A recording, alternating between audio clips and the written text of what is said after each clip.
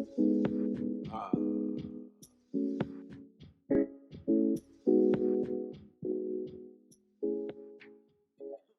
yes, I'm back again. KoleObasa of ThisKoleObasa.com. I've been away for a while. I know y'all missed me. It's understandable. Anyway, listen, I'm going to be having a chat today with a successful business owner and author. He's penned this book, Reversing the Rot in Nigeria.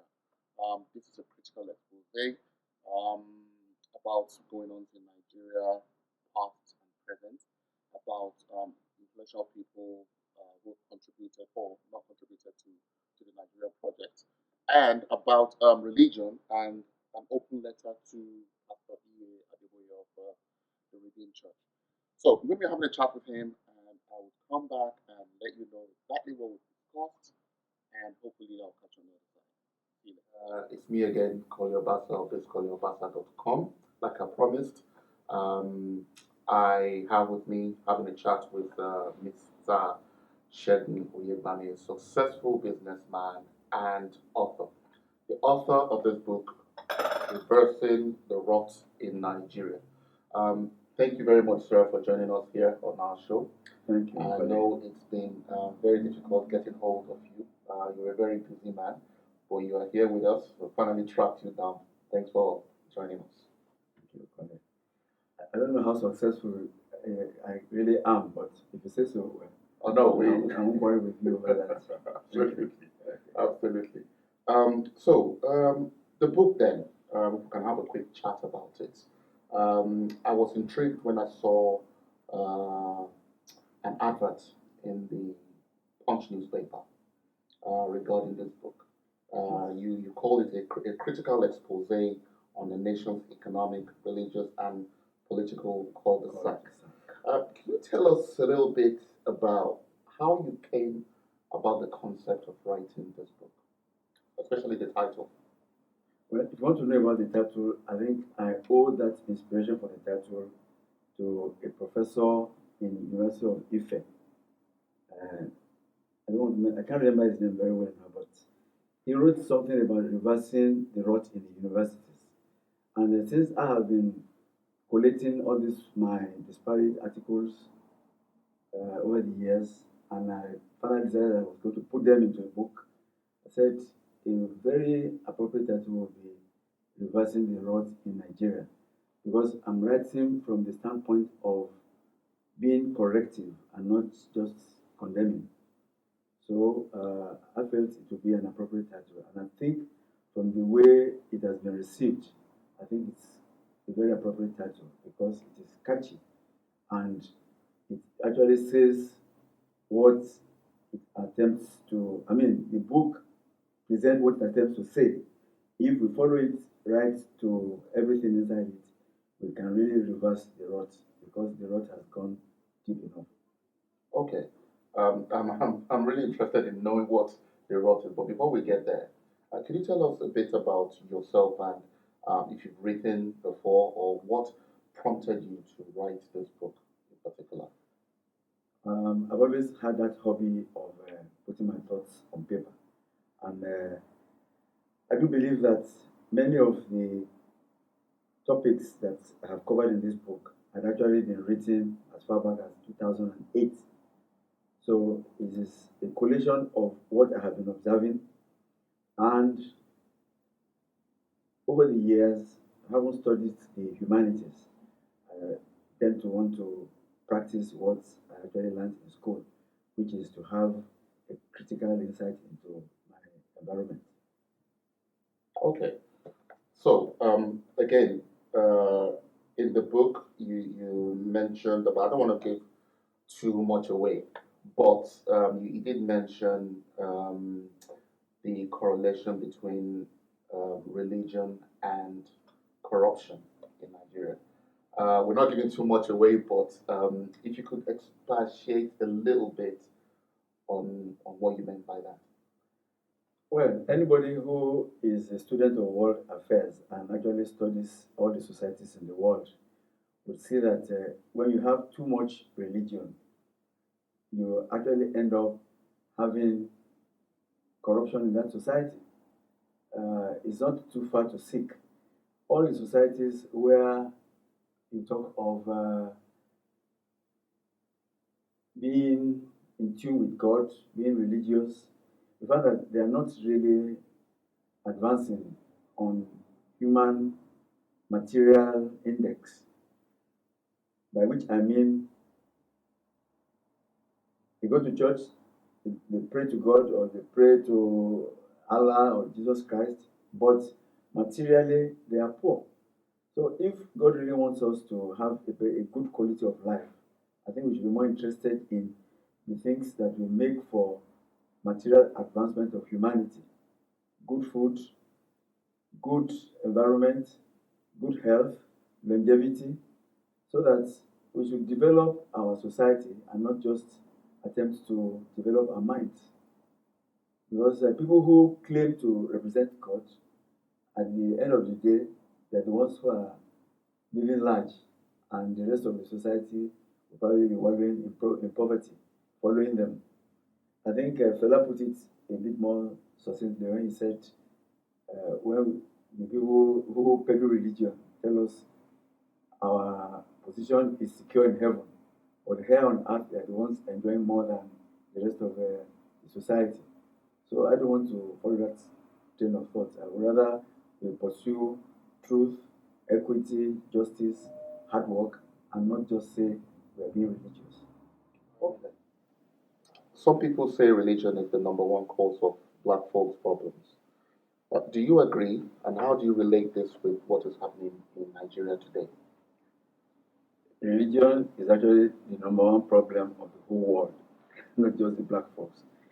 Societies have always been deeply religious in the past, but we can the more we can move away from the shackles of being religious as opposed to being godly, the more we can have a better society.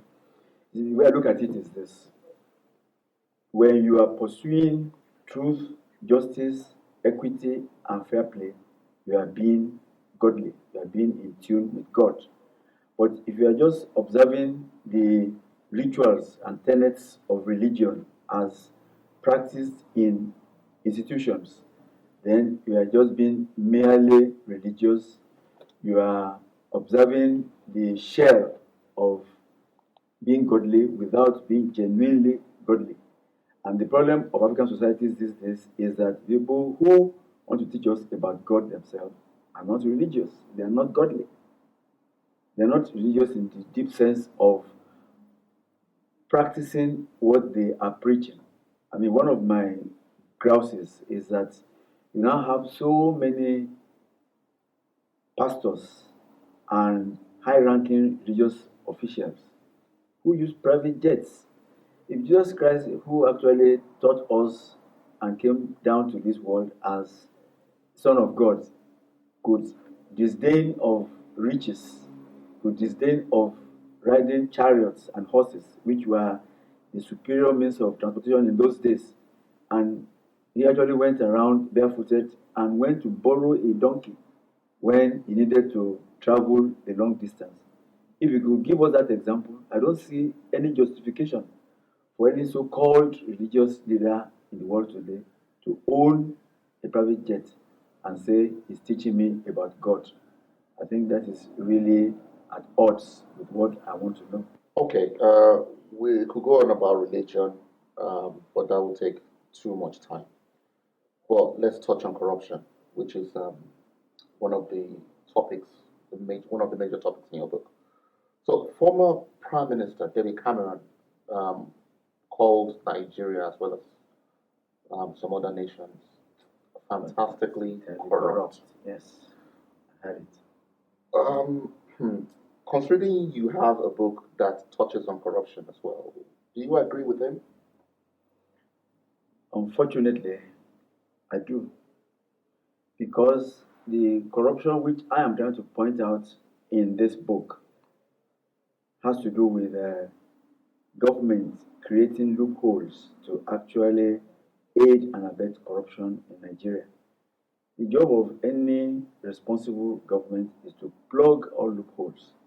So if by any chance government policy is aiding and abetting, then that government should be described as fantastically corrupt. There's corruption in every society in the world, but what we find is that there's usually genuine efforts to combat it. And the example we have of this same David Cameron is that when he felt that his people were no longer behind him in his efforts to make Britain stay in the European Union, he felt that he didn't have, it's like when you say, if you call yourself a general, you have troops behind you. So if he found that the people were now saying they wanted out of EU, he would leave. And he left, even though he wanted to leave in October. But he saw it better to leave immediately, that he didn't have the confidence of the people anymore. So that is a way to fight, because it's another form of corruption if you want to force yourself on the people and you feel that they are no longer with you. And look at what has happened in many instances of seeing toxic money in British banks. They always want to make sure they expunge it and punish whoever has brought that kind of money into the country. So in Nigeria, we have our leaders, people who are still in government, caught with their hand in the till, and we find that the system is still protecting them. For example, I don't see why the impunity that goes along with immunity of governors should still be in place in Nigeria today if we are serious about fighting corruption. There's a case in Ekiti State where the governor has been accused of holding illegal sums of money in his bank account, and the legislators say that they are with him because they feel that uh, he's being blackmailed, he's being oppressed. There's another word I'm looking for now, that somehow is being made a scapegoat of the system. Whereas the issue is that how do you first defend a situation in which over 4 billion naira is sitting in the account of a sitting governor and nothing for now is being done about it? Because even if it is injustice for him to have that kind of money and nothing is done immediately, what we know is that justice delayed is justice denied. I'm going to expand on that a little bit and touch on leadership, which you touched on in the book as well. Yeah. And the normal Nigerian person who Lagbaja, a famous Nigerian musician, once described as mumus. Uh, for my listening and watching viewers, mumu in Nigerian parlance means fool. So basically, Lagbaja has called Nigerians fools in an outburst. And I'm guessing that's because he thinks we are too docile. I agree completely with him. But do you agree with the fact that Nigerians are fools by letting ourselves be governed by people who, like you've mentioned, have been caught with their fingers in the pot? Well, not all Nigerians are mumus. I mean, as evidenced by this kind of book that I feel compelled to write. But talking about Nigerians, is there really a concept of the Nigerian that really wants to stand for Nigerian rights? Maybe I'm trying to stir up the conscience of such mythical group of Nigerians now, or such dying breed of Nigerians when I write a book like this. And I say it is dedicated to Nigerians who believe that it is hard work that leads to success. So not all Nigerians are mumus, that many more will come out of the closet and renounce that title of mumu because Nigeria belongs to everybody. We should all be interested in making it a better place. And we can only do that when we call the attention of our leaders in all spheres of life to what is prim and proper to do. If everybody latches on to what we should do, then we will have a better country. But unfortunately, now there are as many different types of Nigeria as there are different tribes in this country. That is the unfortunate part of it. We are not all looking at the progress we need to make as one entity. Because if that was the case, then any leader who falls foul of the law should feel the decency to move out and let other people. I mean, let us just have the rule of law, not the manipulation of law that we have in Nigeria today. Okay. Um, let's talk about petroleum, which in some aspects could be seen as um, a curse for Nigeria. It's a blessing for some, um, but a curse for others. So, if I can ask you, Petroleum Trust Fund, Maybe you want what's to your say take on it? Petroleum Equalization Fund. Okay. You see, this Petroleum Equalization Fund is the real meat of this book. And I would like to say that I have given the history and the trajectory which has led to tragedy uh, as far as possible that anybody can write about in this book. So I would just enjoin anybody who is interested in how the running of petroleum industry in Nigeria has actually led us into the doom that we have in the country today. How it has happened is all in this book. I will enjoy anybody who is genuinely interested in the revalidation and the restoration of Nigeria to its glory to read this book. Thank you for that. But there's still one thing I need to know regarding everything you've written here. What can we do? Generations of Nigerians who have left the country, um, Nigerians who live in Nigeria without any hope. What happens next? What can we do to reverse this rot? Thank you very much, Kole. That's a general question for all Nigerians, whether in the country or in diaspora. Because even if you are outside the country, the image of the country trails you. If you are here in Britain, let's say on holidays, and you need to know your nationality, once you bring out your green passport, the average Briton will step back and take a second look at you. It's because of the way we have run down Nigeria. And so, whether you're at home and you are suffering the degradation that we are also suffering in Nigeria today, where I live, we don't have more than 5 hours of electricity on the average in a day. So whether you are home where you suffer inconveniences or you are here where you just suffer the backlash of the image of the country, all of us owe it a duty to improve our society and help Nigeria to get off the ground. For example, this expose is talking of how to improve Nigeria by marketing the petroleum products, by handling petroleum product marketing in a transparent way so that the economy can really get a lift. The way we're going about it now, no amount of prayers can help the country.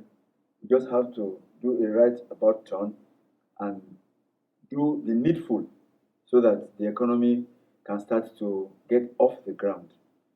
So everything is in this book. I make bold to say that anybody who buys the book and feels dissatisfied with my claims is free to contact me and get a refund of his money. The book has been produced at my expense and is being seriously advertised and marketed within Nigeria and hopefully within the whole world, such that it is from that patriotic point of view that we should look at getting to know what is happening so that we can contribute our quota to the improvement. Again, this book is trying to call the attention of all human beings to the fact that we have too much religion and too little of godliness and fight for human rights, justice, and equity. It is when we actually fight for human rights that we can have a better world. So it is a book written with a message for the whole world, but from a distinctively Nigerian perspective. That's all. If you don't mind, I have one last question for you, sir. I see you're passionate about this book and the state Yeah, of. I'm normally lazy, but I was forced by circumstances and compulsion to write this book. As you can see, I don't want to give my actual age away, but I'm 60 something years of age. So I don't have much ambition left in this world more than to tell the pristine truth and hope to leave the world a better place than I met it. I don't want to preempt your question, but I want to say this that I am passionate about how Nigerians and indeed the black people all over the world should be regarded. And that is when we actually have a better society in our own place, that whether there or elsewhere, we will have a lot of respect for our color. Okay, sir. Do you relish a shot at politics? No, if you want to hear a straight answer. Because one, I'm too old for that. Two, if I wanted a shot at politics, I probably would not have written this book. I would have gone behind to discuss with people who are holding the political power now and find my way to insinuate myself amongst them. But I think all of them collectively are doing a very poor job now, and they should think of the hereafter. See, the older one gets, the more one thinks of the hereafter and service to God and humanity. My writing this book is a wake up call to politicians and anybody else who wants position of responsibility to know that they are holding that position in trust for God and for His creation. So there's no sense in anybody amassing millions and billions because at the end of the day, it's all futile. It is service to humanity that counts. So for a position in politics, this is enough politics for me. Fantastic question, fantastic answer. There you have it. Reversing the Rot in Nigeria by Mr. Olusegun Oyegbami. Um, I've read many books in my time. This book is something you should have. It's something every Nigerian should have. Grab yourself a copy. If I can ask, in Nigeria, I understand that Del Okay. Sego Books are one of the distributors of this book. Is that correct? Etego Books is a publisher. I had to float the company so that I will have full control on the production and marketing of the book because I see this book as my mission on earth. I've been placed in a position whereby I know what is happening. I'm old enough, I don't want to say bold enough, I'm old enough to be able to say it. And God has given me the wherewithal to be able to produce it. So the Sego Books is just a branch of my company. And we are selling this book in Nigeria for 2,000 naira. I hope I can do a London edition, which would even be neater and probably a bit more presentable. And the price should go for below £10. I think it's going to be a fair price because the purpose is not commercial. The purpose is to inform and let us have a better society and more respect for Nigerians, more respect for the black man, and overall a better world. Because in a way, this book can actually be described as an agnostic handbook, such that by the time you read it, you know that what gives us closeness to God is justice, truth, fair play, and all the positives, and not how much we contribute to church and how much we uh, support pastors riding private jets. Thank you. You've heard it from the man himself, Reversing the Rot in Nigeria, Del Sego Books in Nigeria. I have it on authority as well. You can get a copy of this book very soon on Amazon, and also Accomplished Press publications. They are here in London. At the bottom of your screen, you're going to find um, several options for purchasing this book. But get this book. Honestly, you need to read this and and get an inside um, look into the workings of certain people and certain um, agencies and organizations and system in our country, Nigeria. Well, that's it for me today. I really appreciate you coming, Mr. Oyegbami. It's been difficult to get hold of you, but I can understand that you're a very busy man, touring the world, trying to get your truth and justice across. And also, he's not just, I mentioned it in the beginning, he's not just an author, he's also a successful businessman. So if you're thinking he's just written the book for the sake of it, no, he has. If you read the book, you find his biography at the back. You would know he's done well for himself and he's only speaking his mind and saying the truth. But thanks for joining me, and hopefully I would catch you next time. Cheers.